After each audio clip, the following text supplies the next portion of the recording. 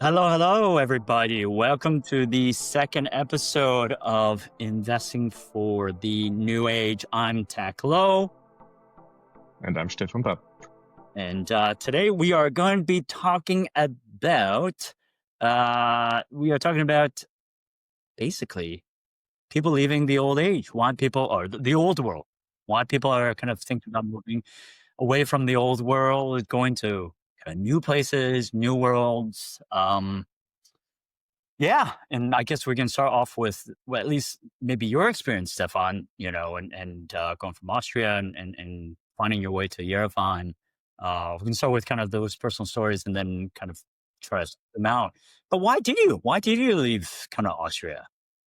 Yeah, there's a lot of people asking that. Yeah, it's like for some people, it's unimaginable that you would leave Austria because everyone thinks about Austria as a brand, and the brand has a very good reputation.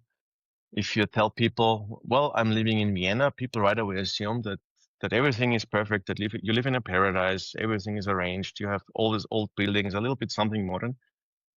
But what I see is that often what this brand promises and what is the reality, this diverges.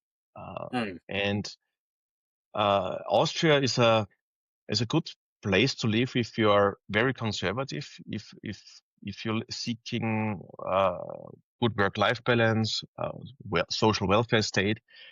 But if you're ambitious, and I'm a very ambitious person, you find more the hurdles that keeps you down. So you have the high taxation because basically somebody needs to pay for the taxes of other for the welfare of others, and there's a lot of bureaucracy that have been grown. And so if you want to found something, you're facing all the risks because yeah, bureaucracy keeps you down. Also the mentality of the people are missing. So if you find good people, they will tell you, well, I prefer my regular the day-to-day job in a company over founding with you. And I realized if I want to do something, I have to get out, and this is what I did. No, but part of that, like, was it from a macro perspective as well, right? Like, did you start to see right the states getting bigger? They're going to have to charge higher taxes, their higher debt Yeah. levels. There in some countries, I don't know if Austria is the same like this, but well, taxes, that's something as an American I had to face right from the beginning. And did you kind of Hmm. start to, those are the Yeah, issues that's coming up. I need to get out of here absolutely. or else I'm going to bail out everybody. Yeah, Not you, yeah, absolutely. Yeah, yeah. yourself. No, But I see as an entrepreneur, I see that the Austrian business model is affected. So the Austrian business model, and we can call it also the Central European business model because it completely also applies to Germany and maybe also to other countries in Europe.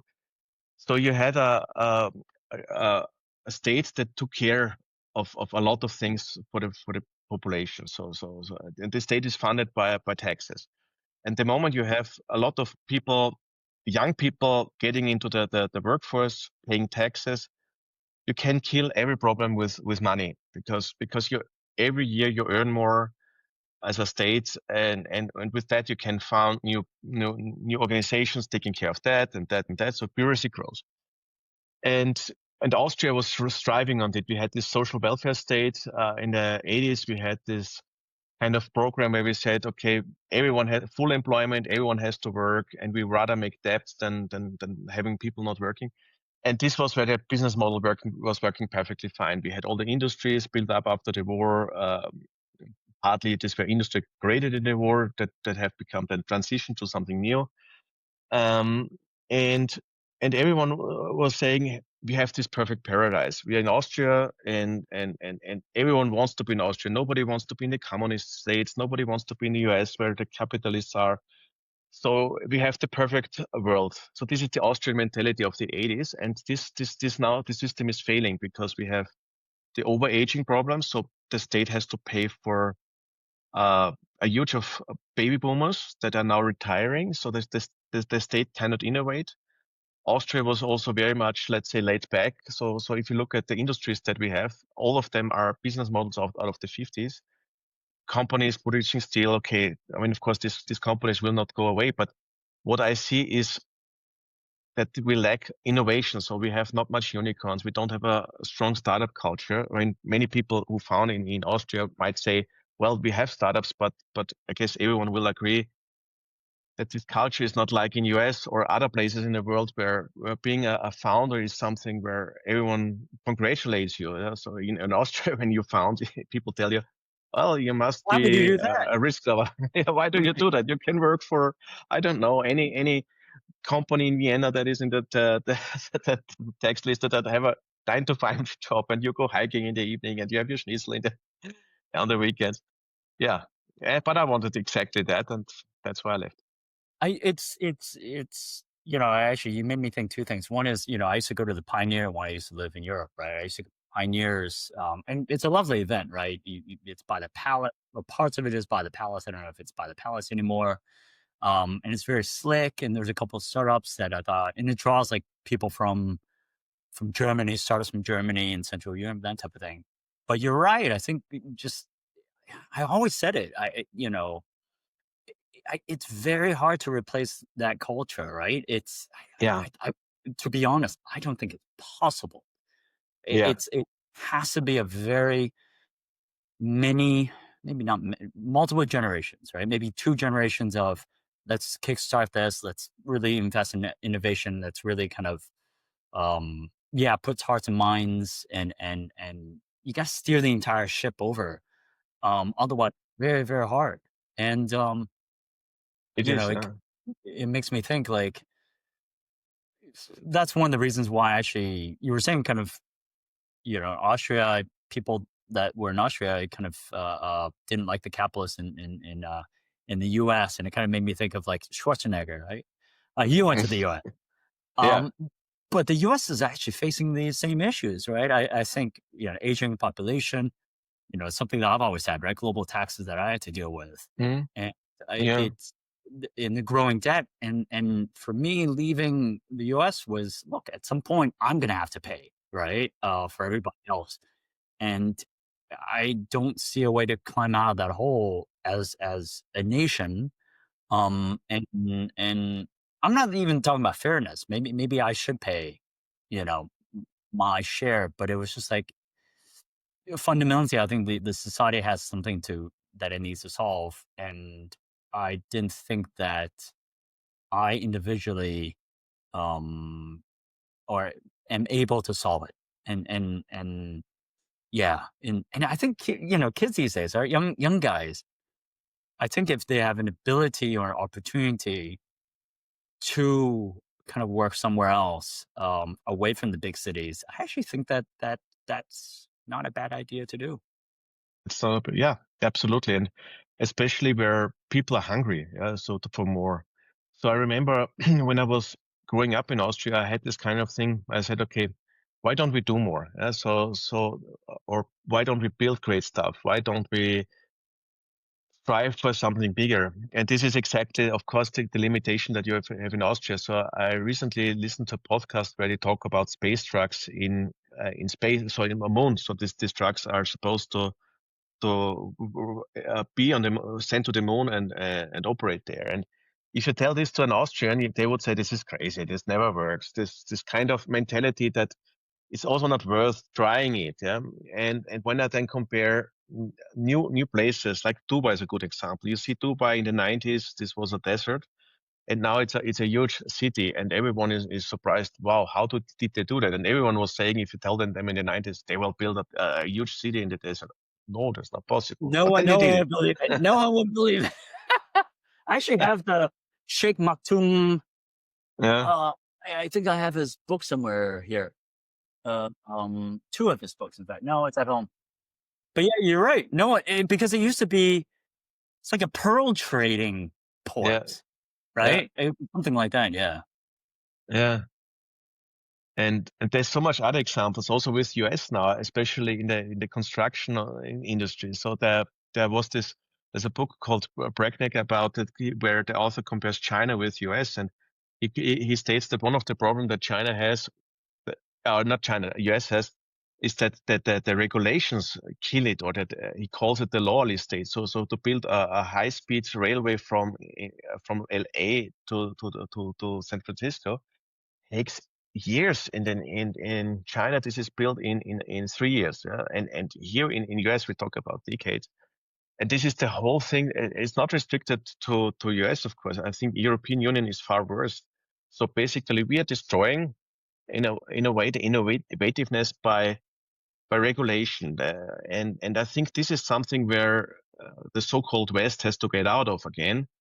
And that's why, I mean, I'm drawn to countries where I feel I can build still something up, where people don't worry if, let's say, on regulations on everything, where maybe gender ideology is more important than engineering, where people are stuck in all this kind of, let's say, luxury problems of the world. So where the kind of ideas, let's build something and create something.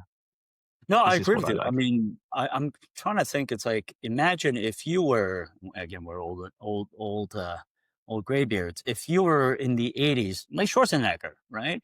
'80s, maybe '70s, right? In the Yes, U.S., by that would '70s. Yeah. '70s, right? Okay, Yeah. he got famous in the '80s. Probably he was a bodybuilder in the '70s.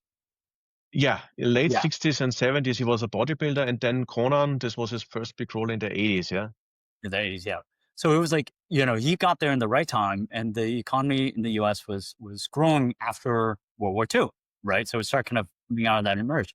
So he went to the U.S. at the right time when it was growing, and I would say, probably to your point, I think what you're kind of saying, or at least what I'm hearing, is yes, there are brands, but going one level deeper, ask yourself whether that city or that location is growing, is on the up and up. Because if it's growing, then you can contribute. But if it's slowing or it's not growing, and it's, talking about regulations, it's everyone carving out whatever small, the pie is not even growing. So it's carving whatever pie they have left. That's not very good for one's career, because, yeah, when everyone's growing, there's lots of opportunity. Yeah, absolutely. And this is also with Schwarzenegger, the same thing. So, I mean, I listened to him on a World Climate Summit, and he always tries to connect something with growth. So he says we can't solve climate by shrinking. We have to grow something. We have to grow businesses that are climate friendly. And this is how his whole mentality, and this worked for him perfectly out in the 70s. I mean, of course, he started growing muscles first, but then he I was going to say, it's on brand for him. but but the thing is, what well, I think a lot of people do not know is that he is successful on other aspects as well. So with the money that he made from his Mr. Olympia competitions and so on, so he was also in real estate and created a successful real estate business, and then he became an actor. So I think he was, even before becoming an actor, quite successful already in business as well. And I think this kind of mentality, Schwarzenegger is a perfect role model. In US, this was the perfect time. Going away from Austria, where you feel limited, then suddenly coming in an environment where people accept you when you work hard working, you have a vision, you build something, and then this thing grows, and nobody tells you this is not possible. Actually, what was he doing in Austria? Was he a bodybuilder also in Austria? Yeah, he was. So I mean, he started bodybuilding. So he. I mean, I read his biography, and it's funny to read. So he learned about this, and he started working out hard, and of course like it was back in his village. Uh, People didn't know what this is. Was a new trend, and he Really? started putting posters on his wall of successful bodybuilders. And his mother got worried because she thought he might be gay, because he had all this half-naked men with muscles there.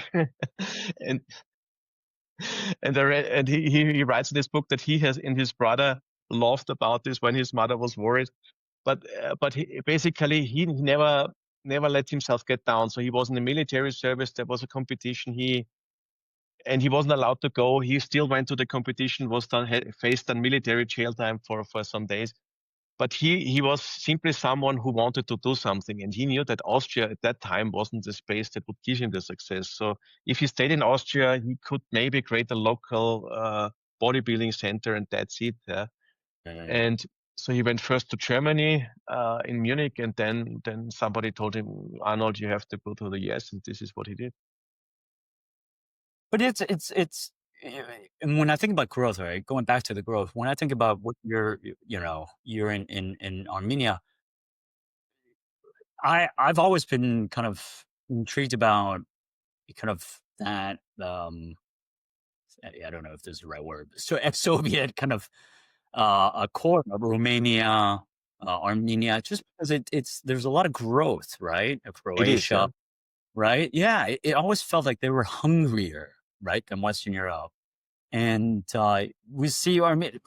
Look, obviously, I admit I follow a couple of things in Armenia on Instagram, but there just seems to be stuff happening left, right, and center. What is it? There's some of them good, some of them bad, right? Depending on how you fall. But at least like things are moving. Was it? I think China relations are improving. Obviously, the Azerbaijan relations are improving. I think Japan, there's stuff going on as well, right? There's movement. There's movement, right? Which is a good thing. As a young person, again, you want to go to where things are moving. Yeah, absolutely. So I moved to Armenia in 2018, and there was a time, the first year I traveled a lot. And so I went away for 2 weeks and came back. And I always felt when I just was 2 weeks away, something has changed. Yeah, maybe a new way of new billboards on the wall, so addressing new services that I haven't seen before. So even in a small thing, things have changed a lot. Or when the first time in 2013 I was in Armenia, it felt like really Soviet style. And Mm, then in 2018, it felt like if I came to a completely different country because many things have changed in between. So many places I saw the first time backwards oriented, and then I came there a few months or years later, and it was completely transformed. So this is what fascinates me about Armenia, this kind of spirit. Let's create something and let's do something, and it works. okay, but when you were looking, let's dissect that a little bit. When you were looking at different places, did you think Armenia first? 100%, and No, not if your absolutely family not. is there. Yeah. Were you looking at a couple different places, and did you also live in those places? Let's say a month at a time. I mean, it's hard. You start a family, but did you try to do that just to get a sense? Could we settle here? I did. So I mean, I was first in Armenia in 2013, and I realized back then, if I went back then already to Armenia, this would have been retrospectively maybe the best decision I could have done because there things were really new. So I would have been really on the very first levels of innovation, because a lot of people that founded companies in 2013 became hugely successful. Because everything was new, you could sell consulting services, so you can grow businesses fast. And in 2018, when it then came, it was already more on a advanced stage. But because I always said, okay, Yerevan, what is Yerevan? And I had no idea about Yerevan. And like everyone, I'm affected by brands. So cities are brands in a way. So if you say I live in Paris, people think you're sitting somewhere at the Eiffel Tower, maybe a baguette in the hand, and you hear somebody You playing at the same say accordion. when But you say Yerevan, what is everyone says, okay, Yerevan, what does this mean? Yeah, is this? I mean, there's a radio Yerevan jokes in Austria, from communist times. This is the association that I get from the Austrians, and but people don't can picture something in Yerevan, and me neither. I was in UK, I was in Edinburgh, I thought about London, I was in Germany, in Vienna, of course, I spent a lot of time. And picking Yerevan was definitely not something that was straightforward. But the kind of decision criteria was easy because in 2018 I founded my company in Austria. So this was January 2018, and then at some point I visited Yerevan with my wife again, and I met her brother. And then we talked about tax regulations, and I was complaining, I have to pay this tax, this tax, and 50% approximately. And then there's this bureaucracy. And then I asked him, how much did you pay? And he was in a Mm. tax regime for 10% flat tax. And I said, am I crazy to work for a country that charges me 50% and doesn't give me anything because they force me to be membership in economic chambers, which I didn't want to do because I didn't see any benefits. And then I said, okay, let's go to Armenia. Let's found a company here. And I realized in Austria, I was hesitant to hire someone. In 2 months later, I had my first employees in Armenia. Mm, And and I was suddenly in an environment where people saying, let's build something. Uh, let's create something. So startup founders next to me that say, okay, I'm building this. I'm building for defense tech something. And then the next one was building e-commerce. And I felt that there, this was a completely change of mood for me. Yeah? And mm. then I knew I was in the right place. Yeah, I think I resonate with that a little bit because when I moved from the UK to so we were thinking about Asia, and wife's half Korean, so we were thinking about Korea. I used to live in Singapore, Taiwan, so those two places are okay. The easiest place for us to stop first was Hong Kong, so we stayed here, and then we did kind of keep our options open um, for those additional countries, but I think ultimately why we still settle on Hong Kong, even though it's probably the most expensive out of those countries. Um, yeah, probably still the most expensive. I think it was for us. It felt I could make from a career perspective, right? Because my wife is half Hong Kong. It felt that I could make an impact. Um, for me, it's about marginal impact, right? So from a investment economic perspective, it's not it's the rate of change. Let's see, get my definitions right. It's the rate of change. It's not the absolute change; it's the rate of change per unit of effort. And I felt that unit of change, that marginal change, an impact that I can make in Hong Kong was greater because I know the culture, because I knew some people, and versus Singapore. I lived there, but I can't say I really know people there. Korea's the same, Japan would be the same, Taiwan would be the same.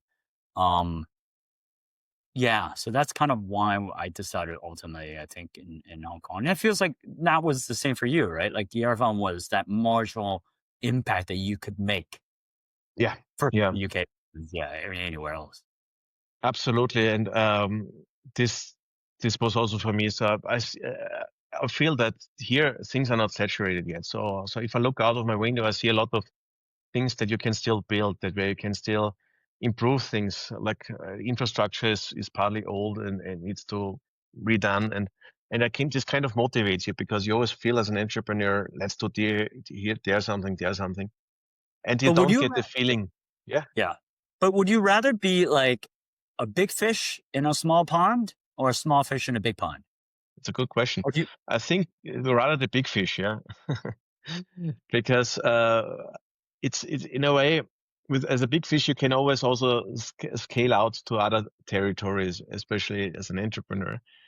And this, I believe that it's very tough without any relation to become a big fish in an established environment. Yeah. So in Austria, to become big, I would have to start early building relationships because Austria is very relationship based. So maybe party relations even.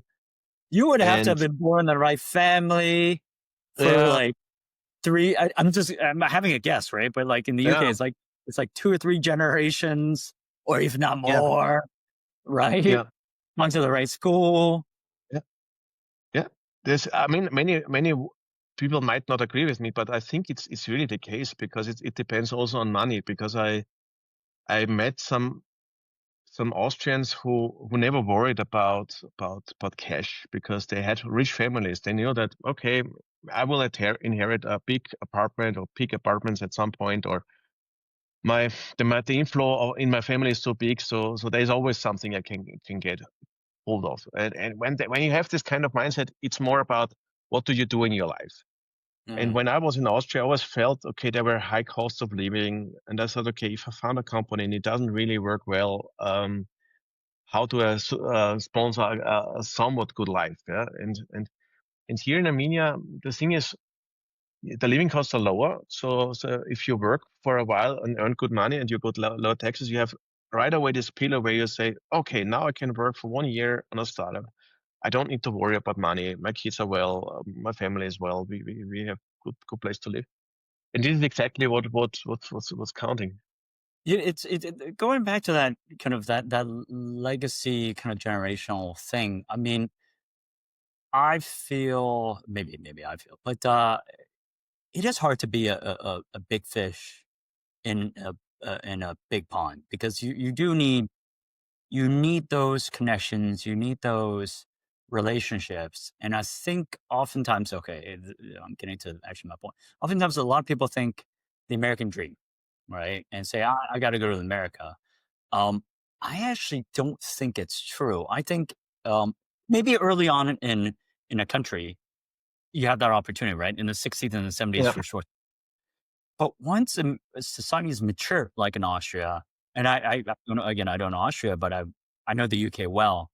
Once you get into mature society, yeah, there are relationships. There's generational, there's class. Yeah, I would assume Austria has class as well. The UK has these rules that you don't. If you don't even know there are rules, like you'll never know them. You're not even. You don't even belong, right? You don't even belong. Like, don't even think you can belong. Um, and I think unless I feel, I wouldn't say that's one of the reasons why I left the UK, but I felt that I just could never break into those. And even if I wanted to, I feel like I would have to devote my this life to do that, and my kids would then the next step be able to kind of maybe go further on society. There's in Asia, I've got a leg up. So it's also the marginal rate of change and impact that I can make as an individual, but also I think maybe what I'm saying is mobility. Um, how do you think about that? Like, is it true in Austria? It's like there's a class system, you know, Yeah, a hidden one, I would say. It's there are some established industrial companies that basically keep the company the country running. So they have been created mostly in the 50s, 60s, 70s, and they are the main employers in Austria. And the state does, of course, everything that they want for so that these industrial companies will strive. And for that, there is not much space for a startup ecosystem that would create an imbalance in a way because there are some powerful people. They have their industries, and what they want is basically they want that their companies continue to strive. They don't want to have new competition. If there's innovation, it has to be done inside the company, which and then often not doesn't have. Yeah, in Austria, was it usually family owned or is it they're publicly listed? And even if they're yeah, publicly listed, they still family controlled. yeah. There are many examples of family-owned companies in Austria. So of course, industrial investors, also international investors, have their share too.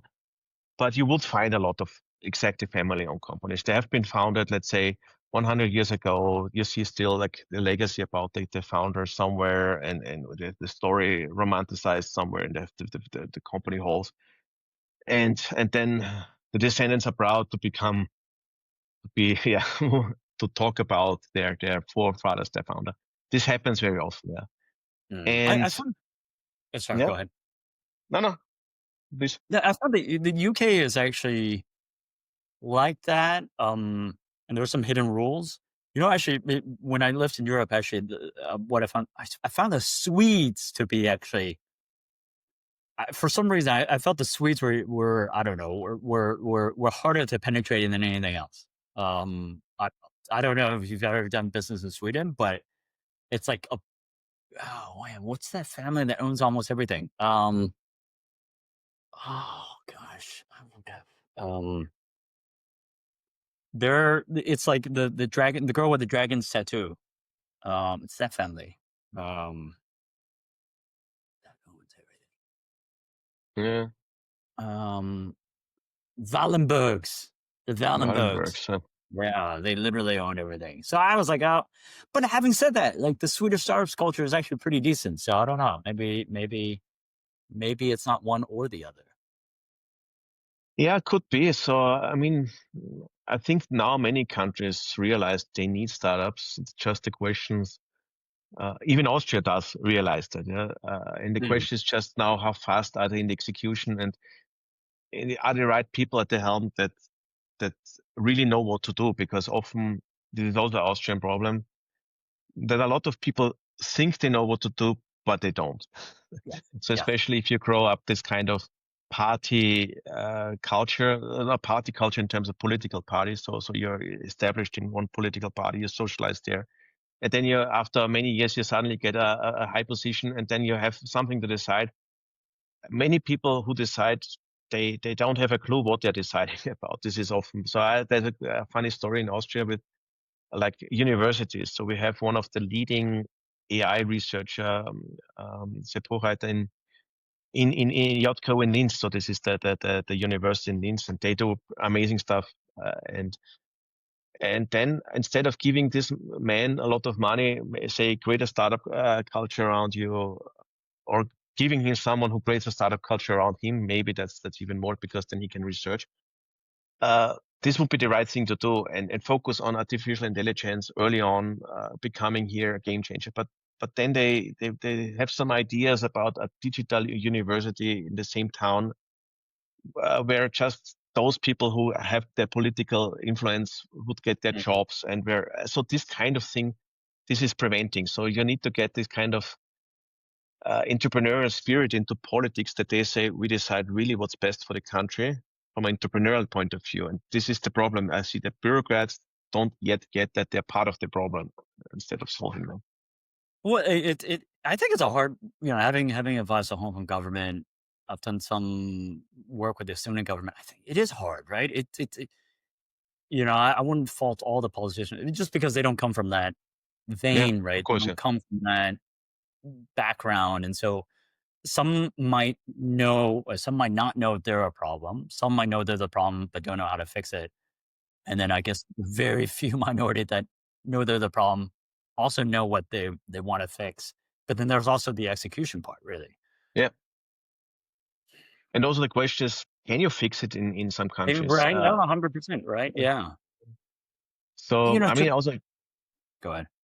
yeah, also thinking about Austria now, and this again applies to many countries. So you have established a governmental system with people who benefit from the state, or contribute to the state. So there's always different people. So people, the entrepreneurs, the industrials, the workers, the retirees, and you can group them in subcategories and everything. And politicians, of course, also categories for themselves. And everyone has some kind of relationship with the state, and to change it, you would have to focus more innovation. So you have to shift the culture, but someone has to pay for it. And I think everyone would agree that it would be fine if someone paid for it, but not if it's not themselves. So you can't go to the retirees and say, yeah, you get less retirement money because we need more innovation, we need to more focus on the universities, and then the workers will not pay it, but the rich won't pay it. So this is the kind of challenge, I guess. Yeah, and I agree from a policy level. It's actually a bit of a conundrum, right? And Yeah. so it's like, for example, I have a lot of French friends, right? And they do complain about the state. And I've had a couple interviews with, representative counselors here representing overseas French in Hong Kong and Macau. And he complains about the state, the taxes, global taxes now as well. Um, the way I think about it is there are, I wouldn't say failed policies, there were policy decisions for that welfare state. And that it's kind of, it's like technical debt.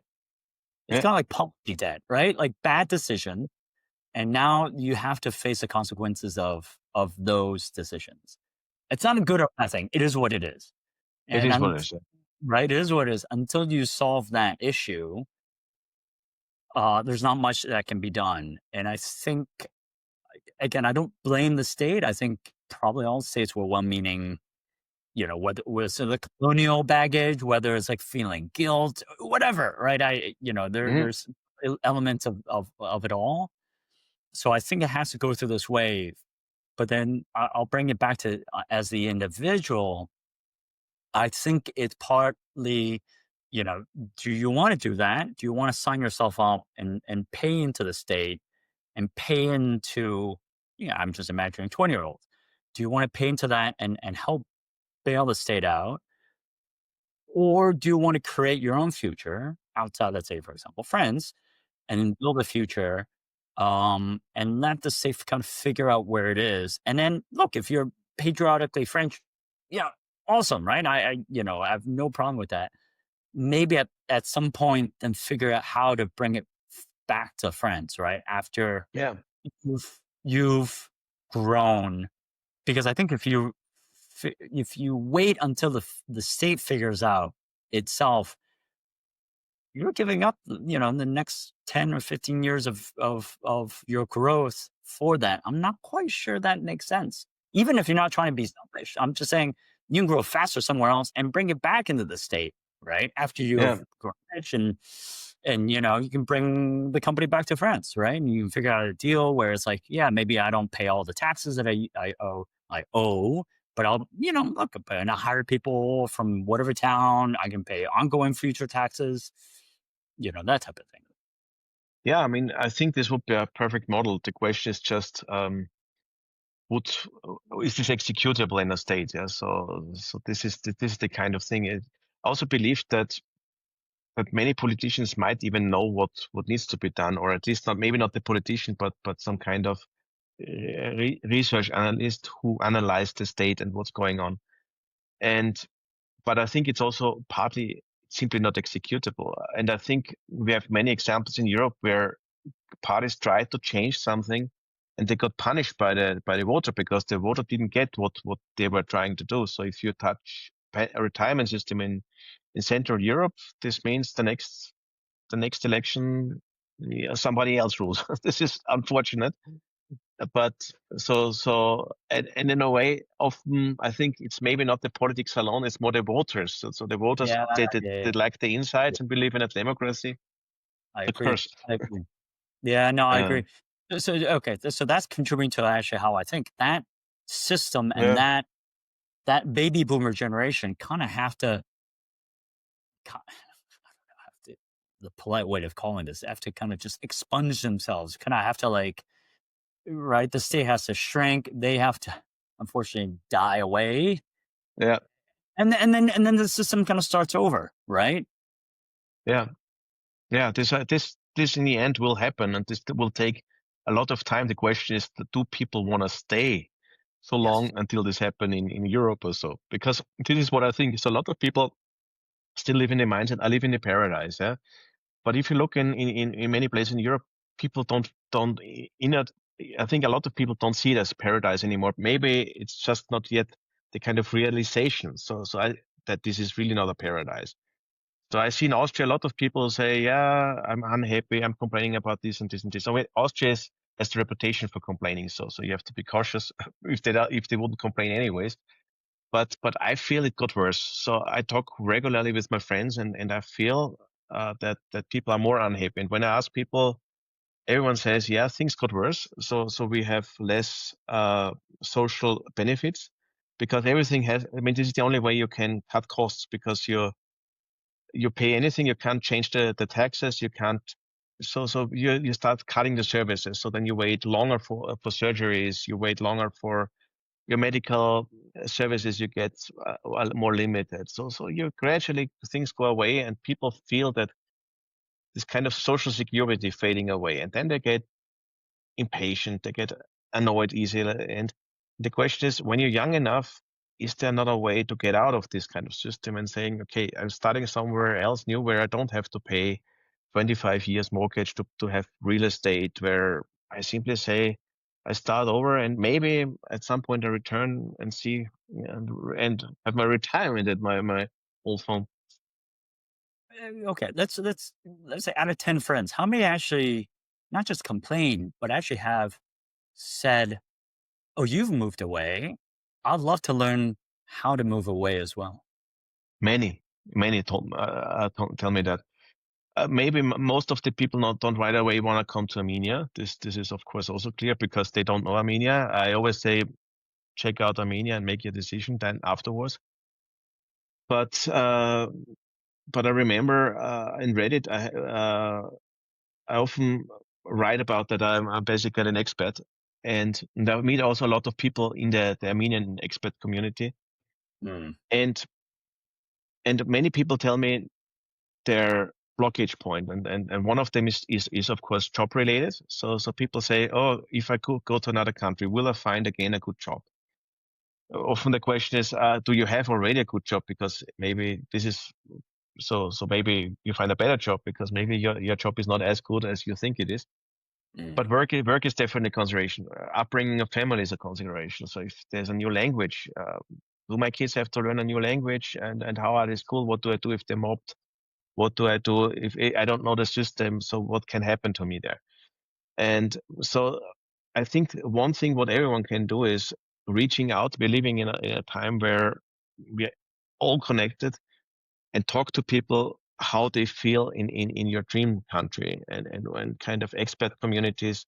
In Armenia, for instance, we have a organization, it's called Repart Armenia, that is solely dedicated to facilitate everything what for people who want to repatriate to Armenia, which includes also people expats. So that means people without any connection to the Armenia, like any, because Armenia has this huge diaspora, of course, they want to get back that the Armenian diasporans, but also this includes then people with any Armenian connections.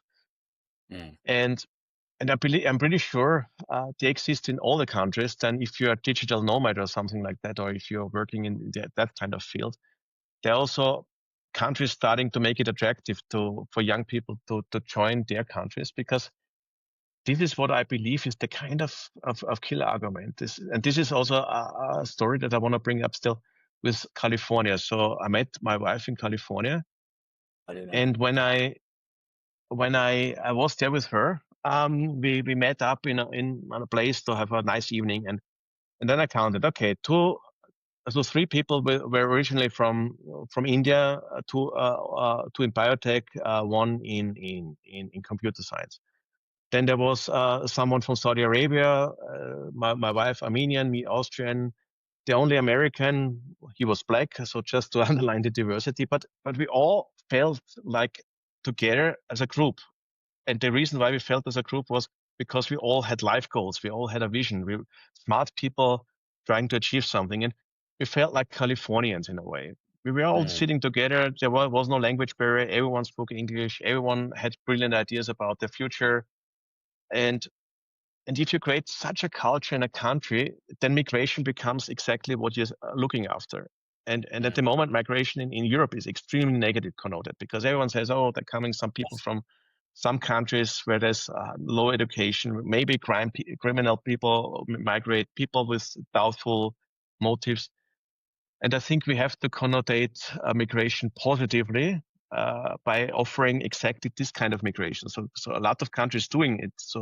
And US at the moment with Donald Trump, they shy away high qualified migrants. So basically, I mean, if I were politicians, this is the first thing Not I would unless you create. have like if you have 5 million, you can get the Trump Platinum card. But who wants that? Yeah, because who knows? Maybe maybe you're in a military society in the future. Who knows? Yeah. So we have already the Ministry of War, and That's right.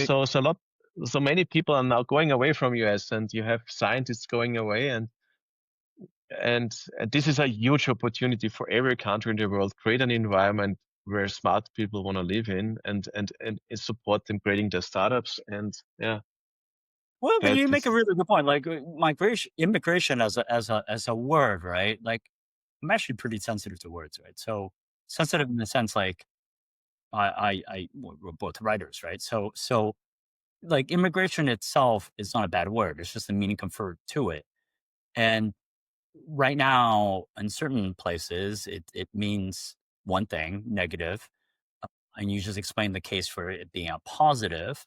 And then if you look a little bit deeper, you're right. It being a negative is because the policies that supported that has made it into a negative.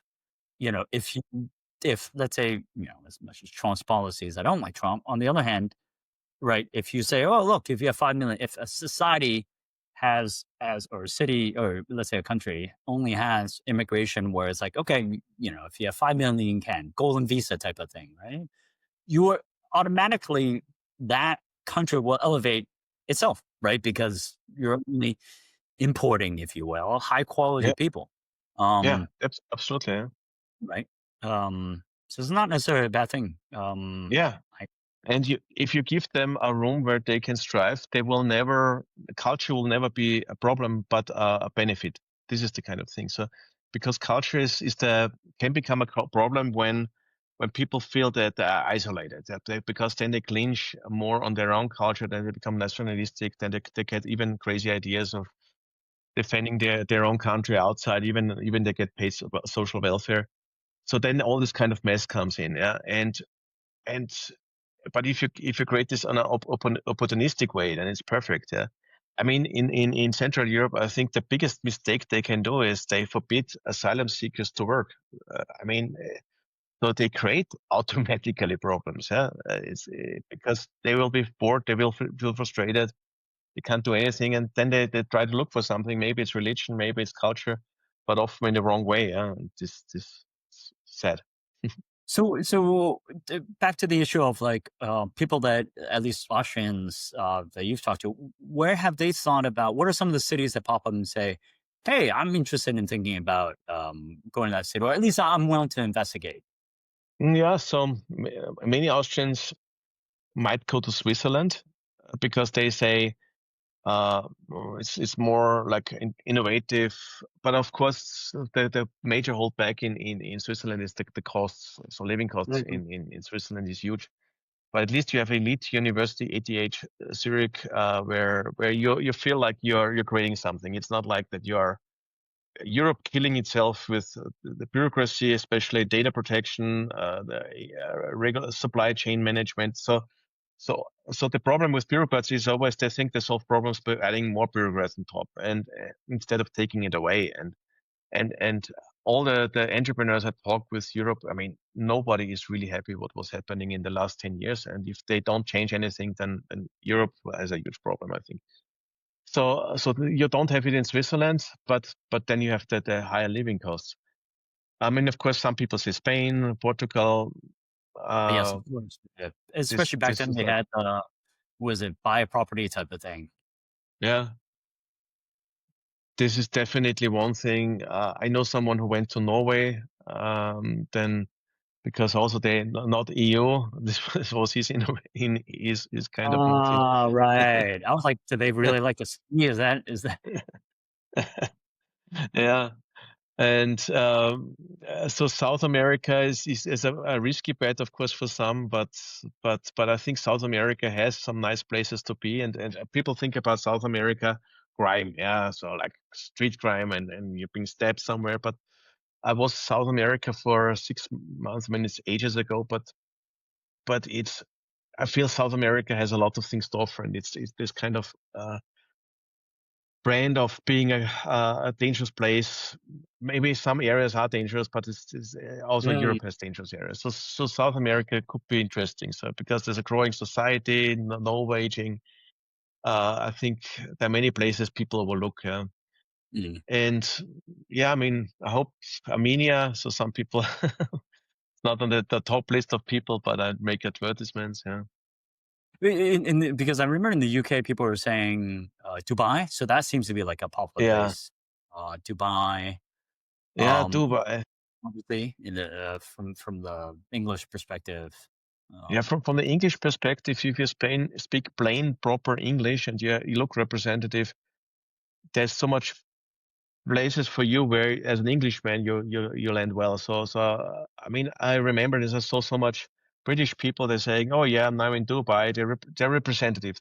They so, but but the question is this alone enough? I mean, if you carry your British brand with you and say, "Okay, I'm representing you as a British national and as charming people in Oxford Poly, Polish style way of articulating.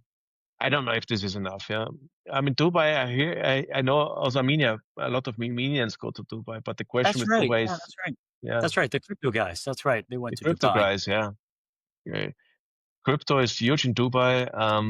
I and never of course you Dubai. don't pay taxes. Yeah, Yeah, I have but never it's not liked Dubai. everyone's place. It's hot. Yeah. It's like you're all the time on either under climate control or yeah. And what do you do in your free time when there's hardly any access to nature? You can go swimming in the sea, of course, yeah, or you can go shopping. So it's not everyone's prime Yeah. destination. Yeah, it's But for like some whenever I people, go, it is. like I like Dubai and maybe like a 4-day visit. But if you Yeah, ask me to live there, oh my goodness, no. yeah, me neither. Yeah, you can go to the mall. Like, how many times can you go to the mall? I'm sorry, but like, really, how many times can you go to the mall, right? Like, no, Yeah, no, thank yeah, you. No, but yeah, like, I have a couple friends that moved, not moved, but there was a friend, Steve Mackey. We were in Star Seven Summit. He's been in Qatar for many, many years. I actually, I find the Middle East quite fascinating. Most people that I know have talk about Dubai, but I think I've heard like Saudi. People talk Saudi as up and coming. Um, Qatar, obviously, my friend yeah, lives in Qatar. I think that's kind of interesting as well. Other parts of UAE, right? So, what was it called? The northern part, Ras Al Khaimah. Um, that's a place as well. Here in Asia, people I've seen a lot of expats go to Thailand. And the energy in Bangkok is quite palatable. So it's people prefer there because it is cheaper on a day-to-day basis. There's a lot of great schools. no, It's yeah, lots of great, like, whether it's British schools, American schools, French schools.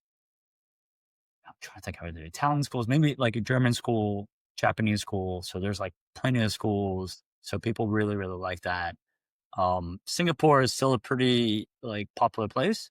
Again, lots of schools. Tax regime is quite good, but the real estate prices have gone high. And then I have heard a few go to Malaysia. We were looking at Malaysia at some point, um, because it was fairly easy to get a visa to settle there. Again, cost of living is great, and then the schools are great as well. But those are the kind of places, at least here in Asia, people are thinking about. yeah. I know. I heard also Bali was, yeah, but it's I was not gonna say nice. Bali. Yeah, I think Bali attracts I guess they all attract a very different demographic. So when you have families, I think usually kind of Bangkok, Singapore usually probably like finance. Bangkok, probably something else plus, plus that. And then digital nomads, right? Definitely go to I see less proportion of families move to Bali. And yeah, as a result of that, I think it's, chicken or the egg. But as a result of that, there are less schools in Bali. I think that I looked into it. I think there's only one or two American schools, but obviously there's a lot of kind of singles or early couples in Bali. I was gonna say kind of Korea. I quite like as well, in Japan. Um, we were looking at Japan at some point. My wife's half Korean, so we're looking at Korea at some point. But I think with those two, they're definitely not as international. Um, yeah. Can you imagine. know, Yeah, if you really want Korean culture, and I like Korean culture, but that's Korea. If you like Japan, that's going to be, that you're going to go into Japan, you're going to find your expat bubble. Um, but you're really living in Japan versus I think in Bali, in Bangkok, you can have your expat bubble and then yes, there are some elements of Bali and some elements of Bangkok, but it's a very big bubble, I think. Yeah. yeah, yeah. Yeah, sounds logical to me. So I think that I can. Yeah, yeah. No, I yeah, Actually, I was gonna go to South America. I have someone, my wife's cousin, they're French, and then they moved to from France to Peru. So, and then I asked him, actually, Eric is his name. So, Eric, if you're watching this, hello, Eric. He loves Peru. He says it's safe. A lot of digital nomads. And yeah, it's just relatively easy to get in and out. And yeah, he's South America is it's look, it is a little bit harder getting in and out, but is to your point about crime and safety and all that type of jazz. I certainly think it's evolved. I mean, obviously, I'm sure there are pockets, right? If you go to Colombia, maybe on a bad Wednesday, right? That's probably not a good place. But generally, he Yeah, said it's they're safe, and I've heard the yeah, same thing in Argentina as well. It's very very nice. yeah. Argentina is amazing. I was there 6 months. Yeah, yeah. That's where you are, right? And I think now it's an interesting place because they have a lot of liberal opening, and I'm very optimistic about what's happening in Argentina. I know some people aren't, but yeah, I think in 2 3 years this becomes really an opportunity because then the kind of changes that are not done now will let's say really push for new companies coming and new investments. So this I'm very positive. So if you were, let's say, let's say, all right, let's just say a 24-year-old, let's say you have a relationship, you have a girlfriend, and you can work, you're an entrepreneur, right? So you can work remotely anywhere. Where would you, where would you go? Yeah, I mean, okay. Yeah, my challenge is, of course, I'm biased with Armenia, but so I have to take Armenia a little bit out of that equation. Um, it depends a little bit also what kind of parameters I have. It's Yes. also if I don't have any family, which makes things far more easier. I mean, and also it depends if I'm more like a outdoors person that loves to have sports, because then it could be like something like the Azores in Portugal. So because I know they have a economic zone, but some people might feel isolated in an island, yeah, or so. I mean, there are so many pretty islands in the middle Mediterranean Sea where you simply want to live, or I mean, let's say some places in Italy, some deserted places, a little bit also far away from the kind of hubs. This would be amazing, yeah. But it also depends a little bit if you're dependent on a job where you have to be physically attending. Yeah. So I mean, as a digital nomad, of course, all this doesn't matter so much. But you have to think about many things like tax regulations. Do you benefit by moving away to pay less taxes? I think this is the most overlooked thing. How easy is it to integrate? What are your existing clients and are they happy from where you work? This is also something that people oversee. So basically, when I moved to Armenia, I had to learn that some companies in the EU are not happy to have an Armenian customer. So you have more hurdles than as if you were working from Cyprus, which is EU. But also Cyprus is already a challenge for some countries. So you have to really think, okay, my clients that I take with me, what would they be happy with? And because it might happen, especially now where we have an economic crisis, is the first criteria where you basically filter out. Oh, he's from a country that isn't. We don't like to have in our compliance, so we would have to start procurement processes. So this is a risk. Yeah. So I would look at that. Of course, some people are prone to hot weather. Some people prefer the cold. So Scotland is a beautiful place to be when you don't like the heat. I was there for 6 months, and it's also like yeah. But some people would say it gets too cold, too dark. So I would basically what I would do is I would start with a personal exploration of what do I really want. I would write this down. I would check it with my friends. Am I really like this? Yeah. What do you think? And then you can even put that and put it into ChatGPT and say, recommend me Yep. country. I was going to say that as well. Actually, that's what Uh, one of my friends. He's a Newcastle guy, Geordie, and he was mm, looking at where to go. And we went to Austin together. Again, Doug Scott, if you're, watching this, had a great time with him. We were in Austin together. He came to Hong Kong. He was looking at Oz. He was looking at Monaco, and ultimately decided on Guernsey, where he is. that sounds interesting. Yeah, small town, but he's again marginal output. He was like able to do stuff, meet people, get things done. Um, Yeah, I think those are all good criteria. The only thing I would add is probably the anticipated timeline that you're there. Yeah. think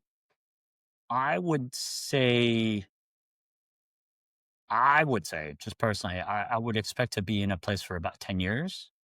Um, and then so to say, okay, I'm gonna zoom out. Can I be here for 10 years? Can I, is there potential to make my mark, and to grow, um, for about 10 years? Like, do I like it enough where, opportunities and that type of, and the only reason why I say 10 years is I think one can keep being a digital nomad and go to different cities. But I think there is a certain type of growth that you can achieve if you're rooted.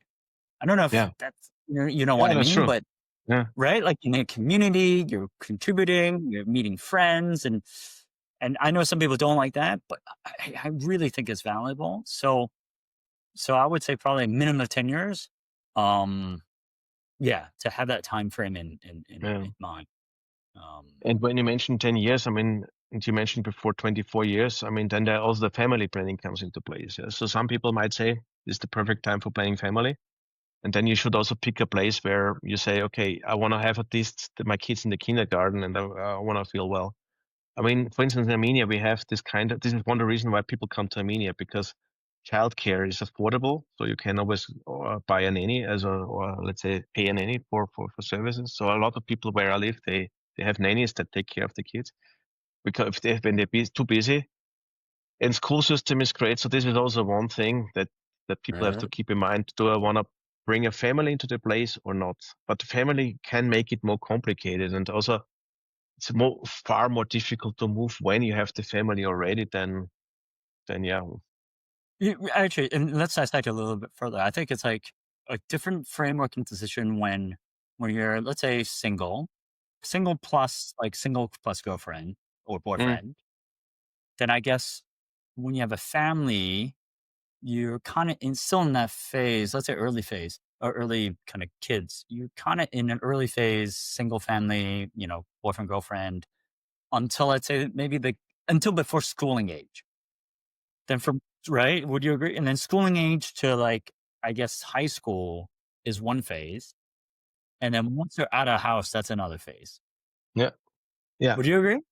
yeah, absolutely, yeah. And and it's also like it's also then the thing of raising kids the right way because yeah, I mean, if you say 10 years, you Yeah. have one move with them at least, yeah, and you need to prepare them for that. And for that, you need to raise the kids. And I know a lot of people who moved while they were young. For some people, benefited a lot from it to become like cosmopolitans, and other said, "Okay, I was always losing an identity." And this is also one thing that someone has to keep in mind. And I mean, there's done. I think what also it's important to build up this kind of strong rootedness because if you go somewhere, you need to ensure that also you're prepared for rainy weather scenarios. So when things don't go well, so what do you do if this happens, this happens, this happens? Because you're far more calmer, and you feel more fast at home when you know that all the kind of worst case scenarios are covered and you're as safe as you would have been in your old home country. So this I is also agree. important. Yeah. I agree. I moved every 2 years growing up, until middle school. And then we moved to Texas. And then I, did middle school, high school. I think the fact that I had the opportunity to do that, but I think for my own kids, we're basically rooting ourselves for, for their grown up life. Um, I think I got used to it. I think I was able to deal with it, but I don't think it's right for everybody. Um, I don't think it's right for everybody, which is why we made the decision. My kids are 7, 11 now. They haven't moved. So in fact, we moved to Hong Kong when Vera was born in the UK. And then we there ever since. Um, Yeah, yeah. sounds nice. Yeah, Actually, you with your kids, you moved, yeah, still when they were young, right? So when your yeah, that, eldest, 3, 4? yeah. So and they're very different. So the son who is 11. Basically, he experienced Armenia only from his conscious life, you can say, because as a small kid, you're okay. He grew up the first years in Austria, but basically he was socialized in Armenia. And my daughter, she US, then Austria and Armenia. So she has three countries and she benefited from her dad. So she's quite resilient through that. So I feel that she's easier to adapt to new things as my son. But also I think as a girl, she might be more naturally more um, yeah easy adaptable. I think boys could take it a little bit more difficult, and Mm. she speaks many languages with that. So for her, learning languages is a bliss. She's also very adaptable to new cultures. So Yeah. she meets someone and she like, okay, I know Austrian, I know US, and with that because in Austria I felt this always when people just are from their village and they have never seen anything else, and then they see someone who comes from a different place, big eyes, and oh, what is this, and is this a Mhm. kind of strange person, and so on, and I don't know what to do, and not with my daughter, she is adjustable. Mhm, mhm, mm. This is the benefit, of course. Yeah.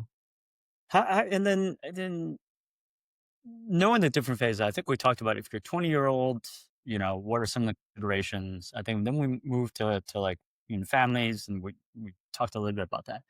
So if there is that third phase, right? If you're like, let's say the kids are out of the house and you're home free, what considerations do you think matter before moving somewhere else? Yeah, it depends also how at age, of course. So, I mean, one thing, I mean, that I started contemplating about, of course, is, I mean, I don't feel yet old, but I'm getting at some point the moment where I have to think, okay, where do I want to retire eventually?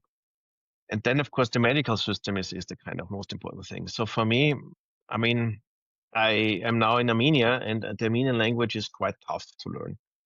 Mm, And okay, so then I start wondering, maybe there is at some point the kind of moment where I go to a doctor and he has a more complex diagnosis. Do I want right, to depend on a translator? Because if this right, guy doesn't speak English, what do I do? So in Armenia, they speak either many doctors don't speak English. Okay, maybe Russian works out, but my Russian is also not very well. So language could be a topic if you're in a place where you know they speak your language, or you can trust. This could be one thing too. Climate is a huge topic. I think so, The right, older I yeah, get, the yeah. more I feel climate is affecting me. So I don't like hot summers and people die from heat when they get old. So you would want to go on a place where the weather is not too extreme in both directions. Yeah. I've noticed This, that actually. Hong Kong has the highest life expectancy of any well, city. Yeah, good choice then. yeah. But you would think, why Hong Kong? Right, like it's congested and everything. Uh, so I did a bit of a deep dive. So it's the diet. That's one. Uh, I mean, this is all just okay. personal research, right? Not backed by scientific Sure, evidence. sure, sure. But I think partly is the food. So it's a well balanced diet. So lots of veg, lots of meat, rice, well balanced. I think the medical system is quite good. So there's public, private, for whatever age and demographic. Um, but I think out of those two, I think that's just like the hygiene, physical stuff. There goes I won't say undetected, but underrepresented or emphasized factor, which is I think proximity. So Hong Kong's small, so it's relatively easy to meet people. So Mhm, if you have like a family around, it mhm. takes like 20 minutes for them to come around to see you.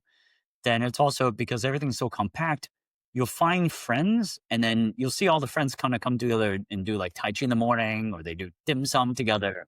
So I think that social element, I think really helps This helps. older folks. You just engage Yeah, neurally, yeah, emotionally, that type of thing. I actually think that yeah. helps You have a a lot. point, yeah. Yeah. This is absolutely true. Yeah, because you see it with elderly people when they get alone, this shortens the lifespan. And when your people always feel in a good environment, taken care of, they get really old. Yeah. Good point, Yeah, yeah. right. Yeah, it's especially like, right, I've heard, people that basically I've had friends that once they retired, they said they just went downhill because they didn't have anything, to get ready in the morning. They didn't. There's no purpose or direction, that type of thing. And remember people, so even here in Hong Kong, like people, you'll see kind of people become Uber drivers. And I was like, sometimes I would ask them, like, oh yeah, I remember. I think one time this Uber driver came in and he had a really nice car, right? But he's an older guy, and I was like, "What are you doing? Like Uber driving?" He's like, "I just want to do something. Like I can't just sit around and not do anything." And so obviously, this guy like didn't need the money, but it was the fact that he was working, interacting, and discussing and talking. Yeah. Yeah. This is Yeah, definitely a good point. Yeah. yeah. He was like, "Oh yeah, I'm donating all my money to church." So I was like, "Okay, I guess you don't need the money." I was thinking that, right? Um, but yeah, that engagement I think is really important. That sounds good. Yeah. Sounds good. All right, we'll do our Okay. next episode, and then later, probably next week, and then we'll move on to the next topic. So great. Thank you very much, everybody, for listening. And hopefully, this gave you some ideas on how to move, where to move, some certain considerations and frameworks to move depending on which kind of age group you are in. Thank you very much.